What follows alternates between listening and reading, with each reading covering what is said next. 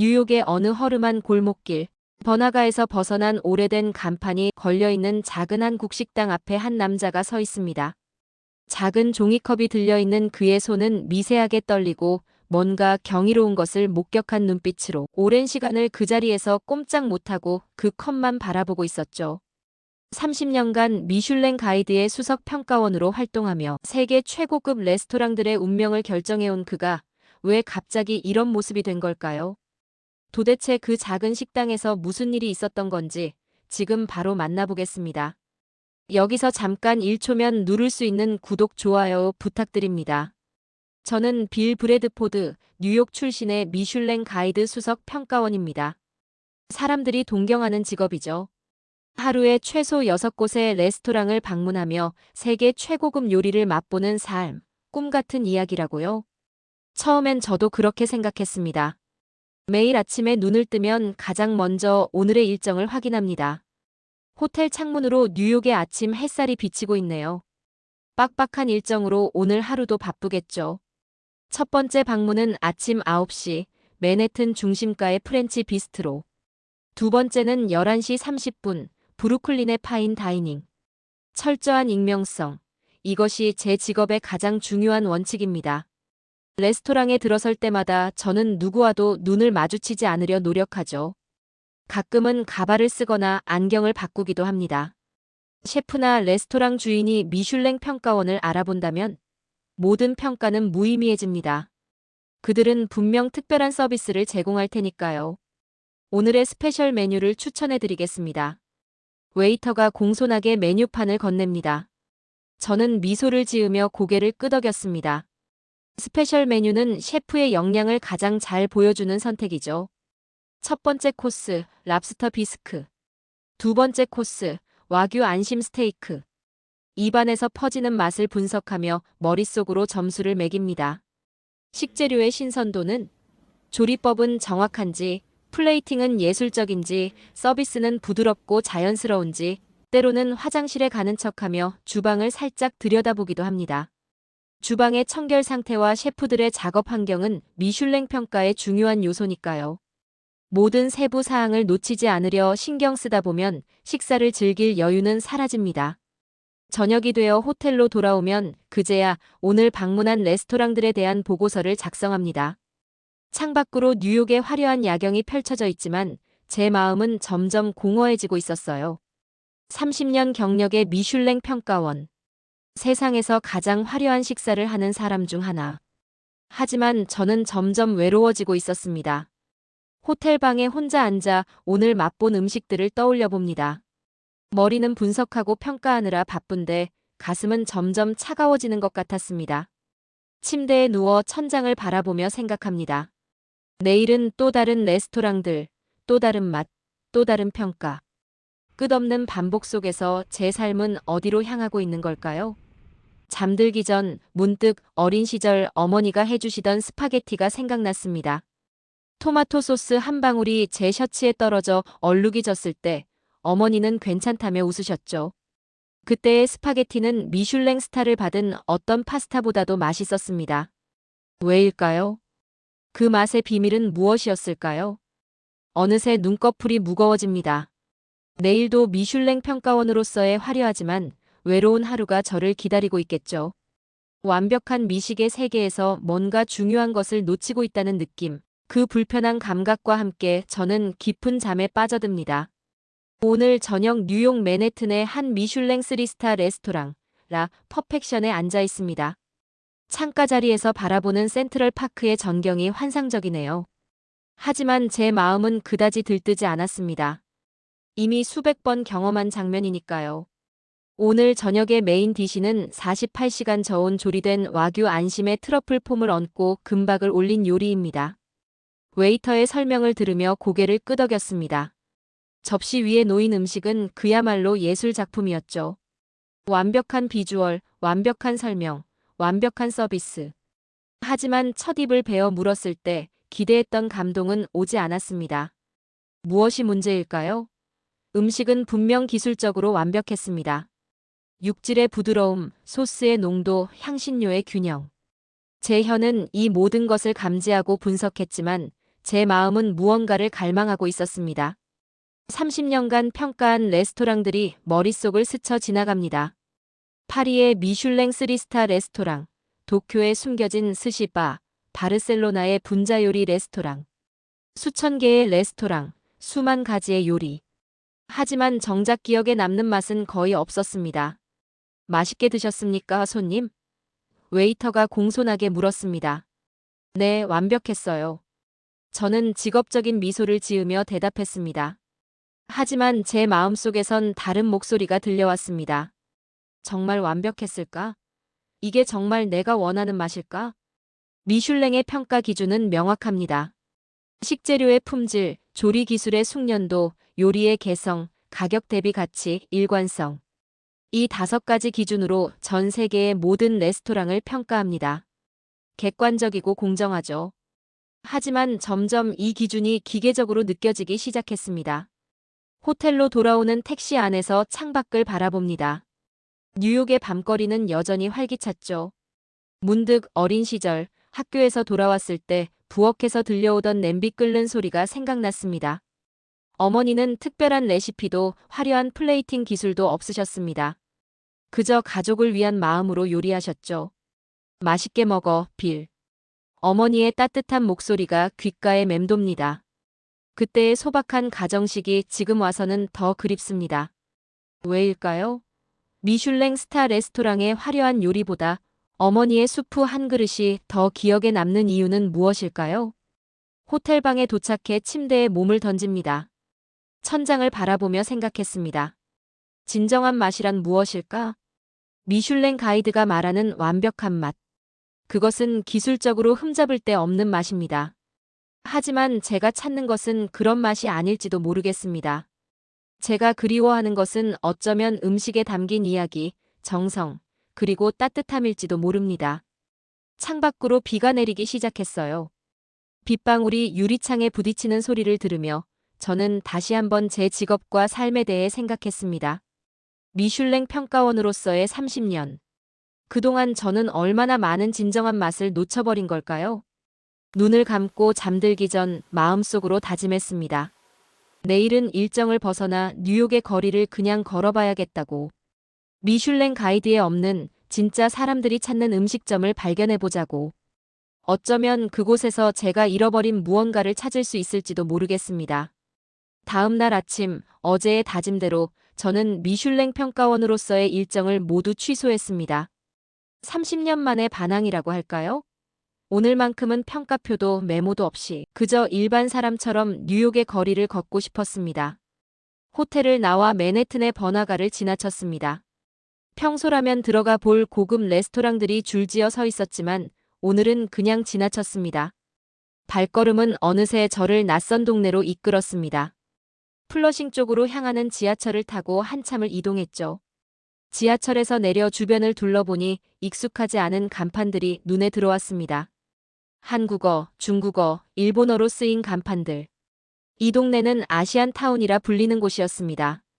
점심시간이 조금 지난 시간, 거리는 한적했어요. 목적 없이 걷다 보니 허기가 느껴졌습니다. 미슐랭 평가원으로서는 항상 계획된 식사만 했기에 즉흥적으로 식당을 찾는 것도 오랜만의 경험이었습니다. 그때였습니다. 문득 바람을 타고 낯선 향기가 코끝을 스쳤습니다. 매콤하면서도 깊은 향, 그리고 무언가 구수한 냄새. 미슐랭 평가원으로서 수많은 요리의 향을 맡아보았지만 이런 향은 처음이었어요. 향기를 따라 걷다 보니 작은 식당 앞에 서 있었습니다. 박신의 한국 식당이라고 적힌 소박한 간판. 유리창 너머로는 몇몇 손님들이 식사를 하는 모습이 보였습니다. 특별한 인테리어도 없고 화려한 조명도 없는 평범한 식당이었죠. 잠시 망설였습니다. 이런 곳은 미슐랭 가이드에 오를 만한 레스토랑이 아니니까요. 하지만 오늘만큼은 평가원이 아닌 그저 배고픈 여행자로서 식당을 찾고 싶었습니다. 문을 열고 들어서자 따뜻한 공기가 저를 감쌌습니다. 홀 안은 아늑했고 손님들은 대부분 한국인처럼 보였어요. 구석자리에 앉자 곧 중년의 여성이 다가왔습니다. 어서 오세요. 메뉴 보실래요? 영어와 한국어가 섞인 억양이었습니다. 메뉴판을 받아들었지만 대부분 한국어로 적혀 있어 이해하기 어려웠습니다. 처음 오셨나 봐요. 추천 메뉴 드릴까요? 저는 고개를 끄덕였습니다. 잠시 후 테이블 위에는 생각지도 못한 음식들이 놓였습니다. 여러 가지 작은 그릇에 담긴 음식들이 테이블을 채웠습니다. 빨간색 발효 채소, 노란빛의 콩나물, 초록색 나뭇잎 같은 채소 요리, 그리고 노릇하게 부쳐진 작은 전. 주문하지 않았는데도 기본으로 제공되는 음식들이었습니다. 나중에야 이것이 반찬이라고 불리는 한국 식사의 전통적인 부속 요리라는 것을 알게 되었죠. 미슐랭 세계에서는 상상할 수 없는 방식이었습니다. 고급 레스토랑에서는 모든 것이 계산되고 측정됩니다. 주문한 요리만 정확히 제공되죠. 하지만 이곳은 달랐습니다. 주문하지 않은 음식들이 테이블을 채우고 있었고, 그것은 마치 손님을 환영하는 방식처럼 느껴졌습니다. 여기 돼지곰탕입니다. 우리 식당 대표 메뉴예요. 중년 여성이 큰 그릇을 내려놓았습니다. 붉은 국물에 푹 잠긴 고기 요리였습니다. 첫 숟가락을 떠먹었을 때 저는 놀라움을 감출 수 없었어요. 깊고 진한 맛이 입안에 퍼졌습니다. 오랜 시간 끓인 듯한 국물의 깊이, 부드럽게 녹아내리는 고기의 식감, 그리고 매콤하면서도 달콤한 균형. 기술적으로는 설명하기 어려운 맛이었습니다. 하지만 분명한 것은 이 맛이 제 가슴을 따뜻하게 데웠다는 사실입니다. 맛있게 드셨어요? 주방에서 나온 중년 남성이 제게 말을 걸었습니다. 박 사장님이었습니다. 정말 맛있어요. 이 요리는 어떻게 만드는 건가요? 저는 진심 어린 질문을 던졌습니다. 이건 우리 어머니한테 배운 음식입니다. 12시간 이상 끓여야 이 맛이 나죠. 박 사장님의 얼굴에는 자부심이 가득했습니다. 저는 고개를 끄덕이며 다시 한 숟가락을 떠올렸습니다.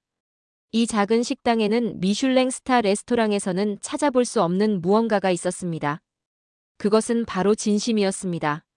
식사를 마치고 나오면서 문득 어머니가 해주시던 음식의 온기가 생각났습니다. 그 따뜻함은 완벽한 조리법이나 최고급 식재료에서 오는 것이 아니었습니다. 그것은 음식을 만드는 사람의 마음, 그리고 그 음식을 함께 나누는 경험에서 오는 것이었습니다. 거리로 나와 뉴욕의 오후의 햇살을 느꼈습니다. 어제 밤 비가 내린 후에 맑은 하늘이었고 제 마음도 어느 때보다 맑아지는 듯 했어요. 오늘 저는 우연히 발견한 작은 한국 식당에서 30년간 찾아 헤매던 그 무언가를 발견한 것 같았습니다. 다음 날, 저는 다시 박신의 한국 식당을 찾았습니다. 어제의 맛이 자꾸 생각났거든요. 미슐랭 평가원으로서가 아니라 한 사람의 식객으로서 그곳에 가고 싶었습니다. 식당에 들어서자 어제와 같은 따뜻한 공기가 저를 반겼습니다. 테이블에 앉아 메뉴를 살펴보고 있을 때 익숙한 목소리가 들려왔어요. 고개를 들어보니 로베르토였습니다. 10년 전 파리의 미슐랭 3스타 레스토랑 라 루미에르의 수석 셰프였던 로베르토 페레즈. 우리는 그곳에서 처음 만났고 그는 제가 미슐랭 평가원이라는 사실을 알게 된 몇 안 되는 셰프 중 한 명이었습니다. 반가운 인사를 나눈 후 알고 보니 로베르토는 최근 트렌드가 되고 있는 한국 음식을 연구하기 위해 뉴욕의 여러 한국 식당들을 방문 중이었습니다. 그의 새 레스토랑을 위한 메뉴 개발 작업의 일환이었죠. 우연히 오늘 이 식당을 방문했다가 저와 마주친 것이었습니다. 로베르토는 제 테이블에 앉았습니다. 여전히 자신감 넘치는 모습이었죠. 파리에서의 성공 이후 그는 뉴욕에 자신의 레스토랑을 열었고 빠르게 미슐랭 스타를 획득했다고 했습니다. 이제는 한국 음식의 대중적인 맛을 고급스럽게 재해석한 퓨전 메뉴를 추가할 계획이라고 했습니다. 로베르토는 제가 이런 소박한 식당에 있다는 사실에 놀라움을 감추지 못했습니다. 그의 목소리에는 약간의 조소가 섞여 있었죠. 미슐랭의 빌 브래드포드가 이런 평범한 식당에서 식사를 한다는 것이 믿기지 않는다고 했습니다. 저는 어제 우연히 이곳을 발견했고 의외로 맛있었다고 간단히 설명했습니다. 로베르토는 코웃음을 쳤습니다. 그는 이곳의 요리가 기술적으로 완벽하지 않고 고급 식재료도 사용하지 않으며 분자요리 기법도 없고 플레이팅도 엉망이라고 지적했습니다. 틀린 말은 아니었죠. 이곳의 요리는 미슐랭의 기준으로 보면 완벽하지 않았으니까요. 하지만 저는 때로는 완벽함이 아닌 다른 것이 중요할 수 있다고 답했습니다. 제 대답에 로베르토는 놀란 표정을 지었습니다. 그때 박 사장님이 주방에서 나와 저를 알아보고 반갑게 인사했어요. 저는 어제와 같은 돼지곰탕을 주문했고 로베르토는 의아한 표정으로 저를 바라봤습니다. 세계 최고의 요리를 맛본 미슐랭 평가원이 이런 소박한 요리를 다시 찾는다는 것이 이해되지 않는다는 듯한 표정이었습니다. 식사가 나오자 로베르토는 계속해서 이 식당의 단점을 지적했습니다. 인테리어의 조악함, 서비스의 비전문성, 와인 리스트의 부재. 하지만 저는 그의 말이 귀에 들어오지 않았습니다. 제 앞에 놓인 붉은 국물에서 올라오는 김과 향에 집중하고 있었으니까요. 로베르토가 이 음식에 어울리는 와인이 없다고 한탄하자 옆 테이블의 한국인 손님이 이 음식은 소주와 함께 먹어야 제맛이라고 알려주었습니다. 박 사장님은 웃으며 작은 유리잔과 투명한 병을 가져왔습니다. 로베르토는 거절했지만 저는 호기심에 한 잔 받았어요. 처음 마셔보는 소주의 맛은 깔끔하고 독특했습니다. 그리고 이상하게도 돼지곰탕과 잘 어울렸죠. 미슐랭 평가원으로서 수많은 와인과 음식의 페어링을 경험했지만 이 소박한 조합이 주는 즐거움은 또 다른 차원이었습니다.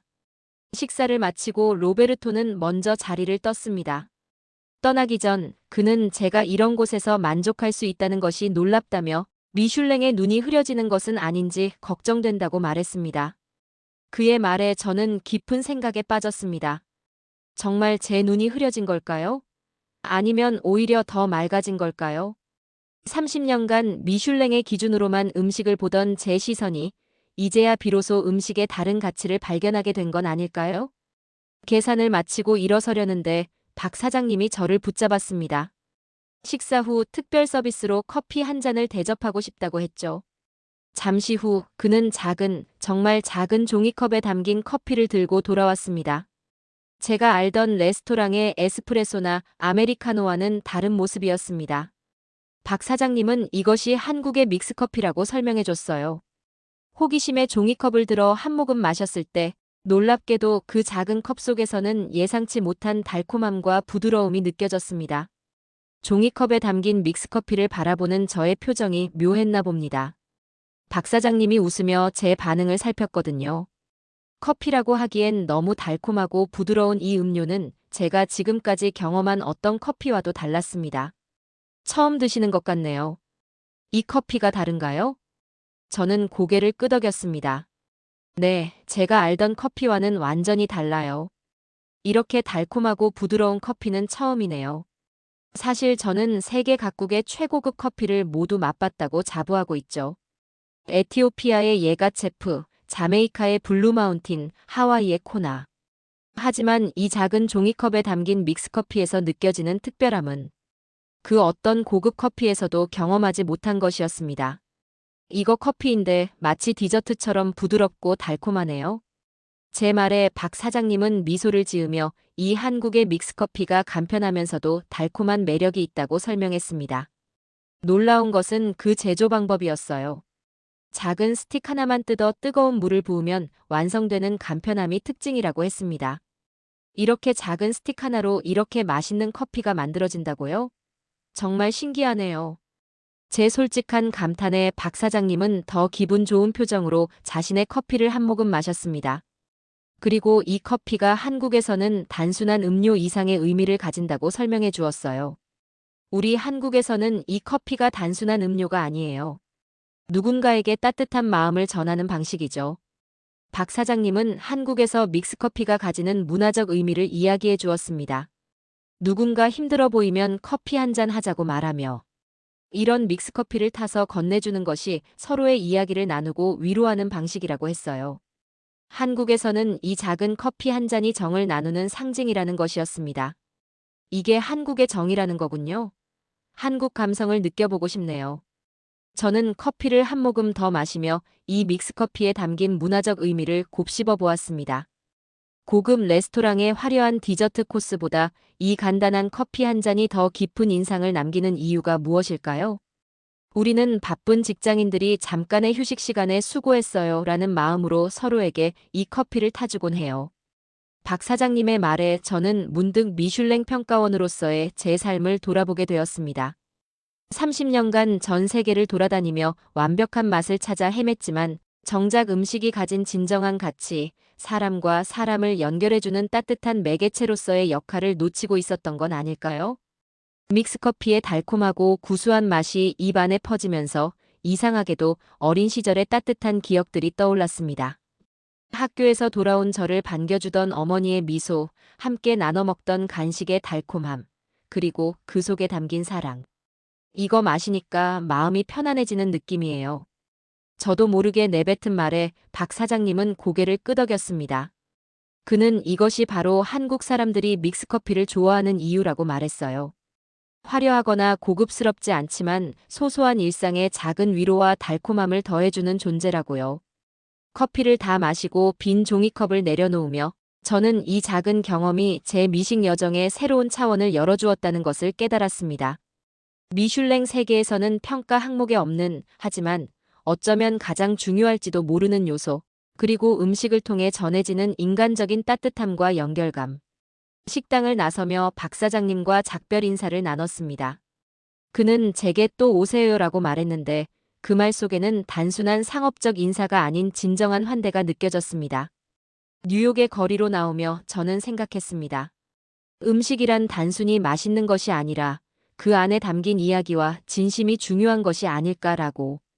미슐랭 평가원으로서 수만 가지 요리를 맛보았지만 오늘 이 작은 종이컵에 담긴 믹스커피만큼 제 가슴을 따뜻하게 데운 음료는 없었습니다. 호텔로 돌아가는 길, 제 마음속에는 새로운 결심이 자라고 있었습니다. 어쩌면 제가 미슐랭 평가원으로 일하며 진정으로 찾아야 했던 것은 완벽한 맛이 아니라 음식이 전해주는 사람과 사람 사이의 따뜻한 연결이었는지도 모릅니다. 이제 저는 새로운 관점으로 음식을 바라볼 준비가 되었습니다. 그날 밤 호텔방에 돌아와 침대에 앉아 휴대폰을 열었습니다.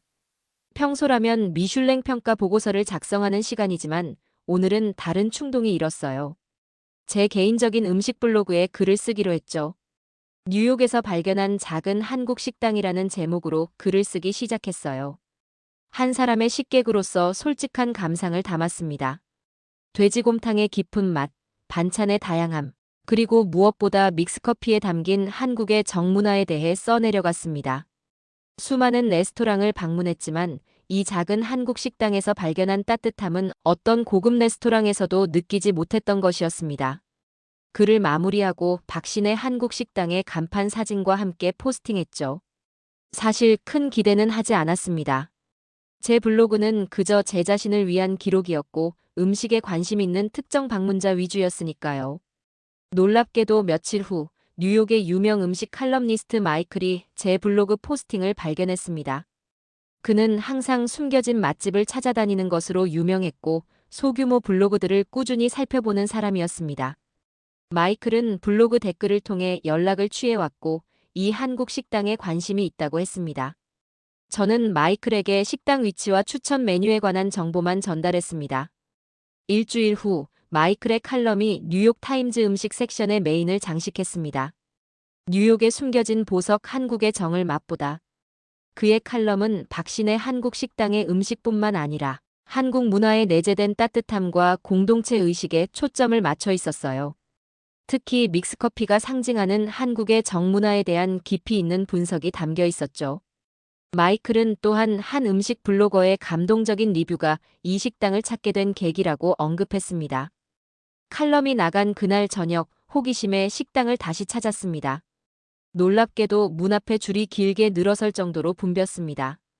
저도 평가원으로서가 아닌 일반 손님으로 줄을 서서 기다렸죠. 박 사장님은 여느 때와 같이 분주하게 손님들을 응대하고 있었습니다. 그는 저를 알아보고 반갑게 인사했지만 특별한 대우는 하지 않았습니다. 다만 식사를 마칠 때 요즘 갑자기 손님이 많아졌어요. 어떻게 된 일인지 모르겠네요. 라며 웃었습니다. 저는 마이클의 칼럼에 대해 언급하지 않고 그저 맛있는 음식이 사람들에게 알려지는 건 당연한 일이라고 대답했습니다. 내심으로는 이 작은 식당이 세상에 알려지는데 제가 간접적으로 기여했다는 사실에 기뻤죠. 그 후로 몇 주간 박신의 한국 식당의 소문은 뉴욕을 넘어 미국 전역에 퍼져나갔습니다.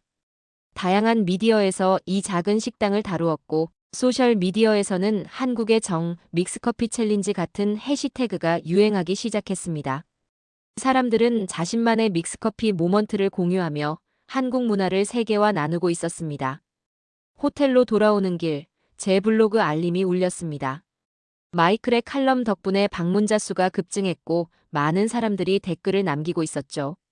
작은 한국 식당, 그리고 그 안에서 나눈 믹스커피 한 잔이 이렇게 많은 사람들의 마음을 움직일 수 있다는 사실이 놀라웠습니다. 창밖으로 뉴욕의 야경을 바라보며 생각했죠. 미슐랭 평가원으로서 수많은 레스토랑을 평가했지만 이번에는 제가 평가받는 것 같았습니다. 음식이 가진 진정한 가치를 발견할 수 있는 눈을 가졌는지, 그리고 그것을 세상과 나눌 수 있는 용기가 있는지에 대해서요. 미슐랭의 별은 주지 않았지만 박신의 한국 식당은 저의 인생에서 가장 특별한 장소가 되었습니다. 그리고 그곳에서 맛본 믹스커피 한 잔은 제가 30년간 미슐랭 평가원으로 일하며 경험한 그 어떤 고급 와인보다도 깊은 여운을 남겼습니다.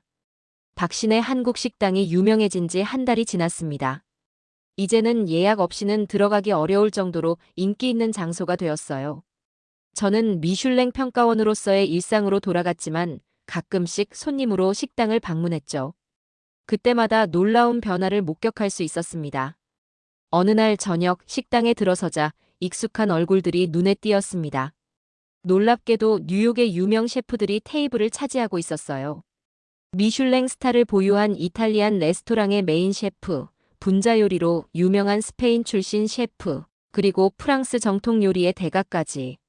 그들은 모두 돼지곰탕과 반찬을 맛보며 열심히 대화를 나누고 있었습니다. 조용히 구석자리에 앉아 그들의 대화를 엿들었습니다. 그들은 이 작은 한국 식당의 음식에서 느껴지는 진정성과 따뜻함에 대해 이야기하고 있었습니다. 기술적인 완벽함이 아닌 음식을 통해 전달되는 감정과 문화에 대한 이야기였어요. 우리는 너무 오랫동안 기술과 혁신에만 집중해왔어. 하지만 이곳의 음식은 우리에게 더 근본적인 것을 상기시켜주는군. 한 셰프의 말에 다른 셰프들이 고개를 끄덕였습니다. 미슐랭 평가원으로서 저는 이런 광경이 얼마나 특별한지 알고 있었습니다.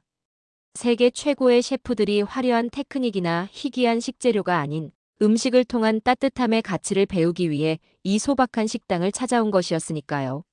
며칠 후 뉴욕의 유명 요리 학교에서 특별한 세미나가 열렸습니다. 주제는 음식의 감성, 전통 요리의 진정성에서 배우는 현대 미식이었습니다.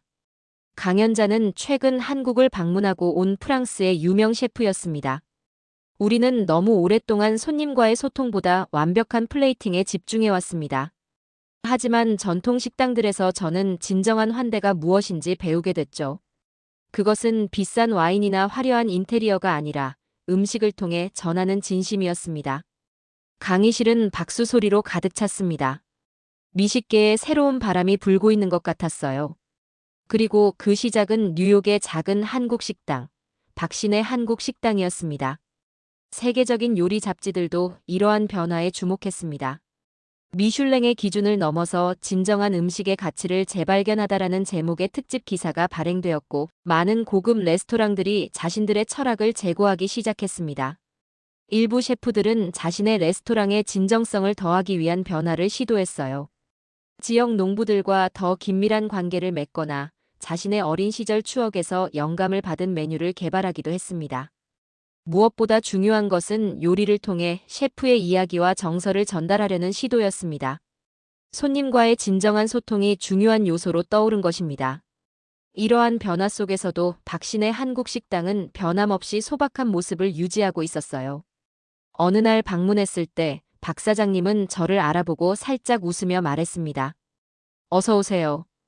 가게가 전보다 많이 바빠졌죠? 요즘 유명한 셰프들이 많이 오시네요. 우리 음식을 연구한다고 하더라고요. 심지어 메뉴를 바꾸거나 더 비싸게 팔라는 제안도 받았어요. 제가 어떻게 대응했는지 물었더니 박 사장님은 고개를 저었습니다. 우리는 그냥 우리 방식대로 계속할 거예요. 화려하지 않아도 값비싼 재료가 아니어도 정성을 다해 만든 음식으로 손님들을 행복하게 해주는 것. 그게 우리의 방식이니까요. 그의 말에 깊은 감동을 받았습니다. 세계적인 주목을 받게 되었음에도 박 사장님은 변하지 않았습니다. 그는 여전히 손님 한 명 한 명에게 진심을 다했고 모든 음식에 정성을 담고 있었죠. 미슐랭 평가원으로서 제가 본 많은 레스토랑들은 스타를 받기 위해 또는 유지하기 위해 끊임없이 변화했습니다. 하지만 박신의 한국 식당은 외부의 평가나 인정에 연연하지 않고 그저 자신들의 방식을 고수했죠. 그리고 역설적이게도 그것이 이 식당을 더욱 특별하게 만들었습니다. 식사를 마치고 나오면서 미식계의 이러한 변화가 일시적인 유행이 아니라 근본적인 패러다임의 전환이 되기를 바랐습니다. 음식이란 단순히 맛있는 것이 아니라 그 안에 담긴 이야기와 정성, 그리고 나누는 기쁨이 중요하다는 사실을 모두가 깨닫게 되기를. 호텔로 돌아오는 길, 저는 이제 미슐랭 평가원으로서 레스토랑을 볼 때 다른 관점을 갖게 되었음을 느꼈습니다. 기술적인 완벽함과 혁신도 중요하지만 이제는 그 음식이 얼마나 사람들에게 진정한 만족과 따뜻함을 전달하는지도 중요한 평가 요소가 되었습니다.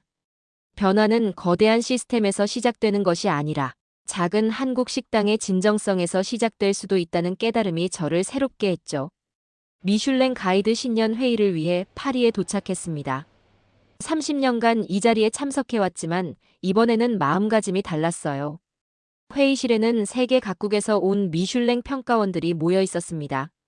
우리는 최신 트렌드와 새로운 평가 기준에 대해 논의할 예정이었죠.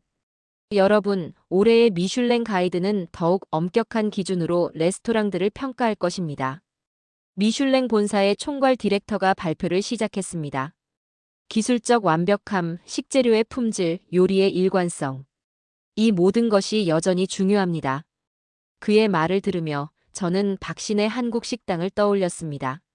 그곳의 음식은 미슐랭의 전통적인 기준으로 평가하면 스타를 받기 어려울지도 모릅니다.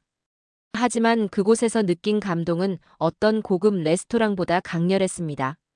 빌, 뉴욕에서의 새로운 발견이 있다면 공유해주겠나? 디렉터가 갑자기 저를 지목했습니다. 순간 머뭇거렸습니다. 이 자리에서 박신의 한국 식당을 얘기해야 할까요? 그것이 미슐랭의 철학과 맞을까요? 깊게 숨을 들이마신 후 저는 생각을 정리했습니다. 저는 최근 뉴욕에서 작은 한국 식당을 발견했습니다. 그곳은 화려한 인테리어도 희귀한 식재료도 완벽한 플레이팅도 없었죠. 하지만 그곳의 음식은 제게 깊은 감동을 주었습니다. 조용한 회의실의 모든 동료들의 시선이 저에게 집중됐습니다. 그곳에서 저는 미식의 본질에 대해 다시 생각하게 되었습니다. 우리가 그동안 평가해온 완벽한 맛이란 무엇인가?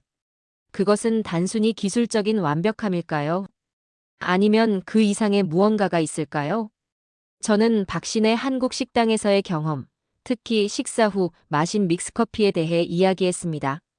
그리고 그 작은 종이컵에 담긴 커피 한 잔이 어떻게 저에게 어린 시절, 어머니의 요리와 가정의 따뜻함을 떠올리게 했는지 설명했습니다.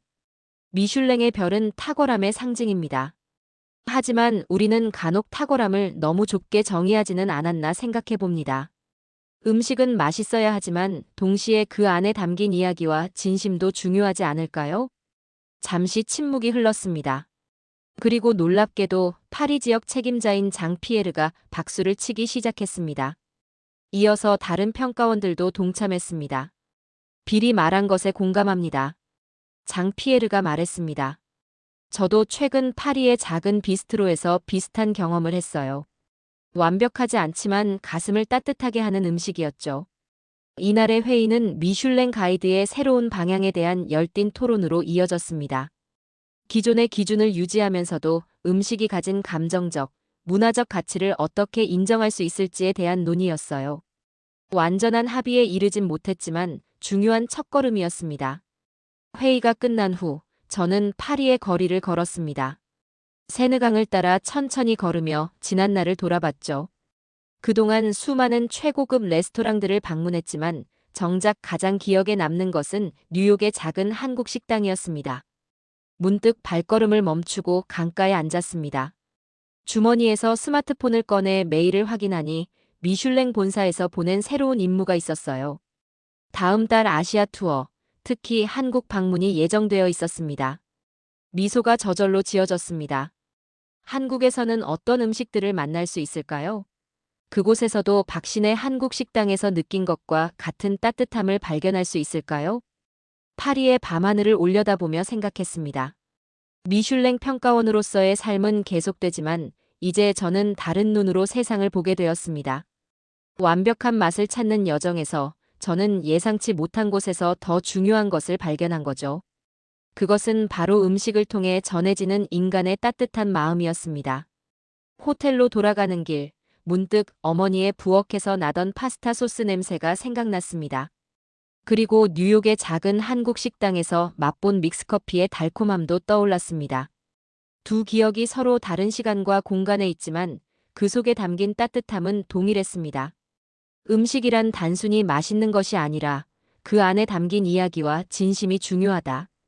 이것이 30년간의 미식 여정 끝에 제가 발견한 진정한 미식의 의미였습니다. 그리고 이제 저는 평가자가 아닌 이 따뜻한 진실을 세상에 전하는 미식가로서의 새로운 여정을 시작하려 합니다. 이야기는 여기까지입니다. 우리가 느끼는 행복한 순간은 언제인가요? 어릴 적 가족과 함께 먹었던 따뜻한 집밥, 친구들과 웃으며 나눈 길거리 음식, 사랑하는 사람과 함께한 특별한 저녁 식사. 음식은 단순한 한 끼가 아니라 추억과 감정을 담고 있는 특별한 순간입니다. 여러분이 가장 행복했던 음식의 기억을, 그때 그 음식이 참 좋았지, 떠오르는 순간이 있다면 지금 바로 댓글로 남겨주세요. 시청해주셔서 감사합니다.